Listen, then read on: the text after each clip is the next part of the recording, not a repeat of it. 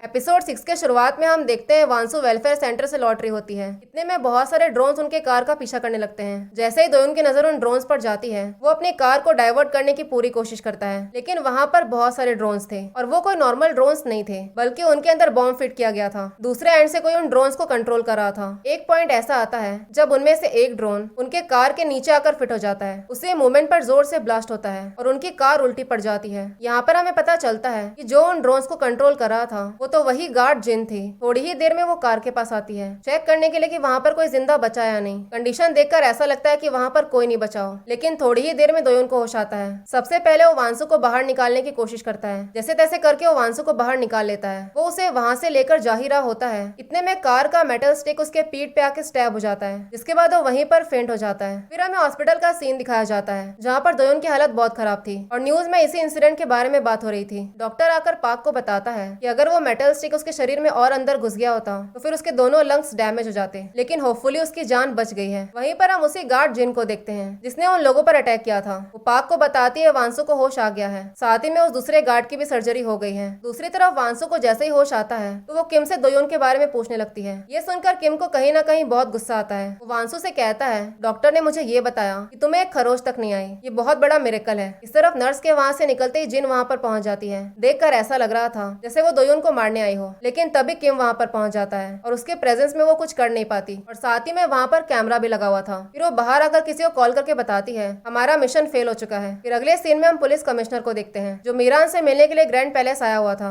Commissioner उससे कहता है जिसने भी वांसु पर अटैक किया है मैं उसे कैसे भी करके ढूंढ के निकालूंगा। उस पर फिलीपींस में भी अटैक हुआ था, ये बात बहुत ज्यादा सीरियस है। तभी मीरान मिस्टर हान को इशारा करती है और वो कमिश्नर को लेकर अंदर जाता है। वो कमिश्नर को बहुत सारे पैसे देता है और इनडायरेक्टली उसे ये बताने की कोशिश करता है कि तुम्हें उस कल्प्रिट को ढूंढने की कोई जरूरत नहीं है। जब भी वांसु पर अटैक होता है उस टाइम पर पूरी दुनिया का ध्यान उस पर जाता है और हमारे कंपनी के स्टॉक प्राइसेस गिर जाते हैं। हमारे कंपनी को बहुत नुकसान हो जाता है। कमिश्नर कहता है मैं तुम्हारी बात समझ गया, तुम ये चाहते हो कि मैं इस अटैक को बहुत ही शांति से डील करूं ताकि फालतू की अफवाहें न फैले। यानी कि वो लोग यहाँ पर बस अपने कंपनी के फायदे के बारे में सोच रहे थे। दूसरी तरफ वांसु दोयोन से मिलने के लिए उसके कमरे में आती है, लेकिन वो वहाँ पर था ही नहीं, बल्कि वो उस अटैक के बारे में पता लगाने की कोशिश कर रहा था। वो अपने एक कॉलीग से उस एरिया का वीडियो फुटेज निकलवाता है। इस तरफ से किम भी पाक के थ्रू उस अटैक के बारे में पता लगाने की पूरी कोशिश कर रहा था। उन्हें ये पता चलता है कि उस एरिया में एक बाइक को देखा गया था, लेकिन इसके अलावा उन्हें कुछ भी पता नहीं चलता। किम पाक को दोबारा से एक पैसों से भरा हुआ बैग देता है। अब पाक को भी कहीं ना कहीं समझ में नहीं आ रहा था कि आखिर किम उन क्लब वालों को इतने सारे पैसे क्यों भिजवाता है। उसे याद आता है दोयोन ने उससे पूछा था कि तुम श्योर हो क्या कि वो सारे पैसे कॉन्ट्रैक्ट किलिंग के लिए यूज नहीं हो रहे। पाक यहाँ पे बस पैसे पहुंचाने का काम करता था, इससे ज्यादा उसे कुछ भी नहीं पता था। फिर अगले सीन में मिस्टर हान मीरान को बताता है तुम्हारा बेटा किम अपना खुद का स्लश फंड बना रहा है। उसने अब तक टोटल 100 अकाउंट्स बनाए हैं और सारे अकाउंट्स में बिलियंस पैसे हैं और वो इस काम के लिए काफी डेंजरस लोगों से डील कर रहा है। हम नहीं कह सकते हैं कि वो पैसे as a slush fund use हो रहे हैं या फिर किसी और चीज के लिए। फिर वो योंगमिन के बारे में पूछती है। मीरान कहती है मैंने उसे फाउंडेशन देने की कोशिश की, लेकिन उसे नहीं चाहिए। अपना बिजनेस देने की कोशिश की, लेकिन वो भी उसे नहीं चाहिए। मुझे तो ये समझ में नहीं आता कि आखिर वो चाहता क्या है। अब वो जियोन और योंगमिन से मिलने के लिए आता है, लेकिन वो दोनों अपने जिद पर अड़े हुए थे। मिस्टर हान कहता है तुम्हारे बिजनेस में हवाइन ग्रुप के पैसे लगे हुए हैं। तभी योंगमिन उससे कहता है जब तक किम या वांसु में से कोई आकर हमसे माफी नहीं मांगेगा तब तक ये डील नहीं होगी। हान कहता है ये इंपॉर्टेंट थोड़ी ना है। जियोन कहती है तुम्हारे लिए इंपॉर्टेंट नहीं होगा, लेकिन हमारे लिए इंपॉर्टेंट है। वांसु एक मामूली सी कैडी की बेटी है, वो खुद को समझती क्या है। उसने हमारे प्रोडक्ट लॉन्च के साथ इंटरफियरेंस करने की कोशिश की। उसने अपने प्रोडक्ट का एडवर्टाइजमेंट उसी दिन किया जिस दिन हमारे प्रोडक्ट का लॉन्च था। उसे माफी तो मांगनी ही पड़ेगी। तो मिस्टर हान कहता है तुम्हारे ग्रैंडफादर भी तो घर घर जाकर कॉस्मेटिक्स बेचते थे। ये सुनकर जियोन भड़क जाती है, कहती है तुम्हें पता भी है तुम किससे बात कर रहे हो। हान कहता है ये इन्वेस्टमेंट तुम दोनों के लिए बहुत ही फायदेमंद रहेगा। और रही बात माफी मांगने की, तो अगर हमने वांसु से कहा भी तो वो माफी नहीं मांगेगी। तो योंगमिन कहता है आज तक उसके पेरेंट्स ने उसके लिए कुछ भी नहीं किया, बस उसे वो फाउंडेशन देने की कोशिश की जो वांसु चलाती है। अगर वांसु ने चाइनीज एम्बेसडर से बात करके हमारे कॉस्मेटिक्स को अप्रूवल दिलवा दिया तभी जाकर ये बिजनेस होगा। तभी जियोन के पास उसके बॉयफ्रेंड का कॉल आता है, यानी कि वो योंगमिन पर चीट कर रही थी और वो ये बात जानता भी था, फिर भी वो कुछ कहता नहीं। फिर अगले सीन में वांसु दोयोन से मिलने के लिए हॉस्पिटल आती है। उसकी हालत काफी ज्यादा खराब थी। वांसु उससे कहती है तुम्हारी जान भी जा सकती थी। दोयोन कहता है लेकिन तुम तो ठीक हो ना। वांसु पूछती है तुम बार बार मेरे लिए खुद को डेंजर में क्यों डालते रहते हो। दोयोन कहता है एक बार मेरी मॉम ने मुझसे कहा था कि हमें वही करना चाहिए जो हमारा मन कहता है। वो बताता है उसकी फैमिली बहुत ही गरीब हुआ करती थी। उसकी मॉम पैसे बचा बचा कर उसे पॉकेट मनी देती थी ताकि वो नए जूते खरीद सके। वो बहुत सारा पार्ट टाइम जॉब भी करती थी ताकि वो मुझे और जुयू को अच्छा खाना खिला सके। मैंने उन्हें ये सब करने से बहुत बार मना किया, लेकिन उन्होंने मुझसे ये कहा कि वो अपने दिल की सुन रही है। फिर दोनों से वीडियो फुटेज दिखाता है, कहता है ये उसी एरिया का है जहाँ पर हम पे अटैक हुआ था। वांसु कहती है तुम्हें अब मुझे कोई प्रूफ देने की जरूरत नहीं है, क्योंकि अब मुझे तुम पर पूरा भरोसा है। इतना कहकर वो उसके दिल के पास अपना हाथ रखती है और वो उसे हक कर लेता है। वांसु कहती है, दोबारा से मेरे लिए अपनी जान को खतरे में मत डालना। फिर थोड़ी ही देर में वो मीरान से मिलने आती है। मीरान उससे कहती है, मुझे पता चला है कि तुम्हारे कार में आग लग चुकी थी, फिर भी तुम्हें खरोच तक नहीं आई। मुझे पता चला है कि दोयन तुम्हें अपनी बाहों में उठाकर लेकर आया था। लगता है हम उसे कुछ ज्यादा ही पैसे दे रहे हैं, इसीलिए वो अपना काम इतने अच्छे से कर रहा है। वांसु उससे पूछती है कि आप किसी की भी जिंदगी पैसों से खरीद सकते हो? मीरान कहती है, जरूर खरीद सकते हैं। तो वांसु कहती है, इसका मतलब अपने पैसे देकर किसी की जिंदगी खरीदी है? मीरान कहती है, लगता है इस साल तुम्हारी किस्मत कुछ ठीक नहीं है। पहले ही तुम पर 2 बार अटैक हो चुका है, इसलिए आज के बाद से एक अच्छा इंसान बनने की कोशिश करो, तब जाकर तुम्हारी लाइफ अच्छी रहेगी। तुम्हें चाइनीज एम्बेसडर से बात करनी चाहिए। तेरा ने कहा है कि वो हमारे बिजनेस में इन्वेस्ट करने के लिए तैयार है। उसके डैड सुप्रीम कोर्ट के जज रह चुके हैं। दूसरी तरफ हम तेरा की मॉम को देखते हैं, जो बहुत सारा सामान लेकर ग्रैंड पैलेस में जा रही थी, लेकिन वहाँ की बटलर उसे अंदर जाने नहीं देती। कहती है, मीरान के परमिशन के बिना तुम अंदर नहीं जा सकती। अगर तुम्हें अपनी बेटी से मिलना है तो फिर तुम्हें उससे घर से बाहर मिलना होगा। इतने में वांसु बाहर आती है। कहती है, मैं आपको अंदर लेकर चलती हूँ। तेरा उससे कहती है, मुझे पता चला है कि योंगमिन की फैमिली ने इन्वेस्टमेंट करने से मना कर दिया है। उसके जगह पर मैं बिजनेस करने के लिए तैयार हूँ। वांसु कहती है, मैं तुम्हें पहले ही वार्निंग दे रही हूँ, तुम अपनी लिमिट क्रॉस मत करना। इतने में तेरा की मॉम उसे कहती है, तुम अपने हस्बैंड को डिवोर्स दे दो। वांसु कहती है, अगर आपको कुछ और कहना है तो आप कह सकते हो, लेकिन ये तो पॉसिबल नहीं है। फिर अगले सीन में वो अपने भाई से कहती है, मुझे इस फाउंडेशन का ओरिजिनल डॉक्यूमेंट चाहिए। तो उसका भाई कहता है, इस डॉक्यूमेंट के 2 कॉपीज हैं। मेरे पास जो कॉपी है उसको टैक्स की वजह से चेंज किया गया है। वांसु कहती है, इसका मतलब असली रिकॉर्ड्स मिस्टर हान के पास है। तो उसका भाई कहता है, मैं इस कंपनी का सीनियर मैनेजिंग डायरेक्टर हूँ, जबकि मेरे पास कॉलेज की डिग्री भी नहीं है। क्या तुम्हें इसका मतलब पता है? इसका मतलब ये है कि जब भी इस कंपनी में कोई भी प्रॉब्लम आएगी, उस टाइम पर सारा इल्जाम मुझे अपने सर पर लेना होगा। वांसु कहती है, उसने अपनी मॉम से हमेशा नफरत किया, लेकिन उनके साथ जो कुछ भी हुआ वो बिल्कुल भी सही नहीं था। तो उसका भाई पूछता है, क्या तुम रिवेंज लेना चाहती हो? हम जैसे लोग कुछ भी नहीं कर सकते। मीरान ऐसा होने नहीं देगी। और वैसे भी तुम्हें फाउंडेशन के डॉक्यूमेंट्स क्यों चाहिए? अगर तुमने वो सब कुछ एक्सपोज कर दिया तो फिर मैं जेल भी जा सकता हूँ, यहाँ तक कि तुम्हें भी जेल जाना पड़ेगा, क्योंकि तुम यहाँ की डायरेक्टर हो। वांसु कहती है, मैं कुछ और सोच लूंगी, लेकिन फिलहाल मुझे ऐसी चीज की जरूरत है जो कि मैं उनके अगेंस्ट यूज कर सकूं। लेकिन उसका भाई उसकी कोई बात नहीं सुनता। फिर अगले सीन में हम मीरान को देखते हैं। वो वाइन लेकर मिस्टर हान के पास जाती है। वहीं पर बाहर किम खड़ा था। यहाँ से हमें फ्लैशबैक का सीन दिखाया जाता है। पता चलता है कि मीरान और मिस्टर हान के बीच में अफेयर चल रहा था और बचपन में किम ने ये सारा कुछ अपनी आंखों से देख लिया था। वो मीरान से पूछता है, अगर डैड को पता चल गया तो फिर क्या होगा? तो मीरान कहती है, तुम्हारे डैड को पहले से सब कुछ पता है। फिर अगले सीन में हम दोयोन को देखते हैं, जो हॉस्पिटल से वापस आ चुका था। पाक उससे कहता है कि जो वीडियो जोक ने तुम्हारे लिए छोड़ी थी, उसने ऐसा क्यों किया होगा? दोयोन कहता है, उसने ऐसा इसीलिए किया ताकि मुझे पता लग सके कि चेयरमैन का मर्डर हुआ था। पाक पूछता है, जिस दिन जोयो की मौत हुई थी उस टाइम पर तुम वहीं पर थे ना? क्या तुमने उस किलर का चेहरा देखा था? दोयोन कहता है, ये वही आदमी है जिसने फिलीपींस में वांसु पर अटैक किया था। उसका चेहरा तो मैंने नहीं देखा, लेकिन उसके जेस्चर से मैं समझ गया कि ये वही इंसान है। फिर वो पूछता है, आपको क्या लगता है चेयरमैन को किसने मारा होगा? क्या ये काम किम कर सकता है? पाक कहता है, किम ये काम नहीं करेगा, क्योंकि वो अपने डैड से बहुत प्यार करता था। उन दोनों का रिश्ता काफी अच्छा था, और अगर तुम्हें जुयुक के बारे में पता लगाना है तो तुम्हें दोबारा से पुलिस फोर्स ज्वाइन कर लेना चाहिए। उसकी तरह मैं तुम्हें नहीं खो सकता। तो दोयोन उनके सामने रिक्वेस्ट करता है, कहता है, मुझे आपकी मदद चाहिए। जो पैसे आपने क्लब में डिलीवर किए थे वो पैसे किस चीज के लिए यूज हुए हैं? सीन शिफ्ट होता है, जहाँ पर वांसु चुपते छुपाते हुए दोयोन से मिलने आती है। वो कहती है, फाउंडेशन का ओरिजिनल डॉक्यूमेंट्स मिस्टर हान के कमरे में कहीं छुपा कर रखा हुआ है। मैं चाहती हूँ कि वो डॉक्यूमेंट्स तुम मुझे ला कर दो। इतना कहकर वो वहाँ से निकलने लगती है। इतने में दोयोन उसका हाथ पकड़ लेता है। कहता है, तुम ये सब मत करो, मैं सब कुछ हैंडल कर लूंगा। तुम्हारे लिए सब कुछ बहुत डेंजरस है। तो वांसु कहती है, तुम अपने दोस्त के मर्डरर को ढूंढो, हवाइन ग्रुप का सब कुछ मैं देख लूंगी। हमें उनके अगेंस्ट एक ऐसा एविडेंस चाहिए ताकि हम फाइट बैक कर सके। फिर अगले सीन में दोयोन चुपके से मिस्टर हान के कमरे के बाहर पहुंच जाता है। वो देखता है वहाँ पर कोई भी कैमरा नहीं है। इसके पीछे रीजन ये है कि वहाँ पर सारी इलीगल मीटिंग्स होती है, इसलिए उन लोगों ने यहाँ पर जानबूझकर कैमरा नहीं लगाया है। उसे मोमेंट पर जिन आकर उसे देख लेती है। दोयोन मौका पाकर मिस्टर हान के कमरे में घुसने की कोशिश करता है, लेकिन वहाँ पर फिंगरप्रिंट सेंसर लगा हुआ था। उसे कैसे भी करके मिस्टर हान के फिंगरप्रिंट चाहिए थे। किचन में आते उसे कुछ ग्लासेस मिलते हैं। एक ग्लास के ऊपर लिप बाम के निशान थे। दोयोन जानता था मिस्टर हान को लिप बाम लगाने की आदत है। वो समझ जाता है कि ये ग्लास उसी ने यूज किया है। अब वो उसी ग्लास के थ्रू